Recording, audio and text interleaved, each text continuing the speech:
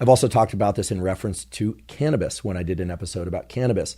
Again, I'm not putting a blanket statement out there about cannabis as being good or bad. On that episode, I talked about the fact that cannabis does indeed have various therapeutic uses, but that there are a good number of people who rely on cannabis for anxiety control and other ways of modulating their brain chemistry and bodily chemistry, such that if you were to say, hey, are you addicted to cannabis? They'd say, no, I don't have to smoke cannabis. I don't have to take my edibles.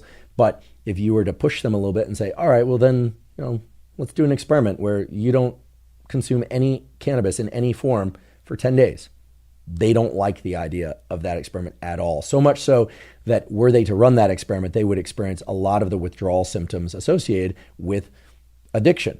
So I can't in good faith say that kratom is safe for everybody, because it is simply not. Now, is it safer than the other opioids? And if so, why? Well, in order to address that, let's take a short glance at the pharmacology of kratom and how it works in terms of its neurochemistry in the body. And I'm going to keep this pretty brief because in the future, I'm going to do an extended episode all about opioids, and I will include kratom in that conversation. But just to back up a little bit and discuss what opioids are, opioids are compounds that can activate the so-called endogenous opioid system. All of us have within our brain and body the capacity to release our own opioids. That's right. You have opioids within your body. They are released from neurons and they bind to so-called opioid receptors. So perhaps some of you have heard of the so-called runner's high. The runner's high is a euphoric state. It's a fairly mild euphoric state in most cases, but it's a euphoric state induced by long duration effort, aka the runner's high.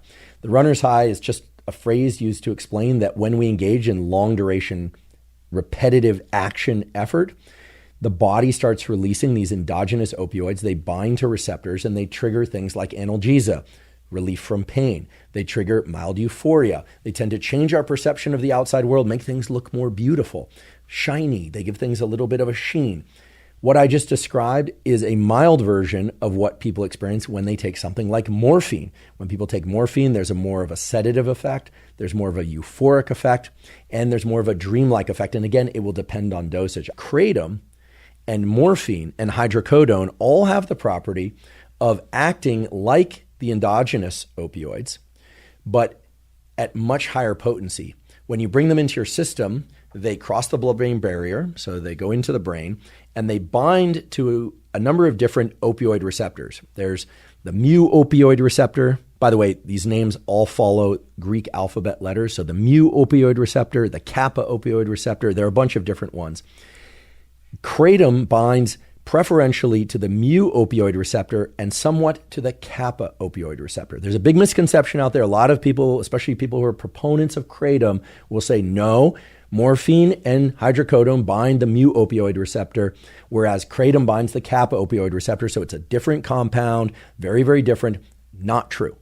Not true.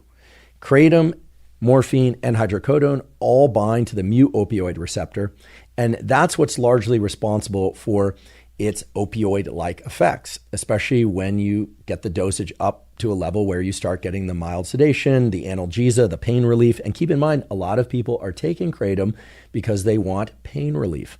And when that mu opioid receptor system is activated, it indirectly activates a lot of the reinforcement circuitry in the brain that relates to dopamine and serotonin. This is another area that we'll go into in more depth in the future, but there's been a lot of controversy. People saying, kratom doesn't trigger the dopamine system, therefore it's not addictive. But that is simply not true. It indirectly activates the reinforcement circuitry that includes both dopamine and serotonin, but its primary effect is to hit this mu opioid receptor system that exists in a bunch of places in the brain, but mainly in the brainstem and a structure called the periaqueductal gray nucleus, which then provides pain relief.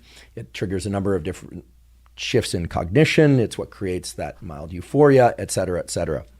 Now, how can we be so confident that kratom is acting so similarly to hydrocodone and to morphine, albeit with lower potency? And the reason is, if you give people a drug that blocks the mu opioid receptor prior to them taking kratom, they don't experience any of the classic effects of taking kratom.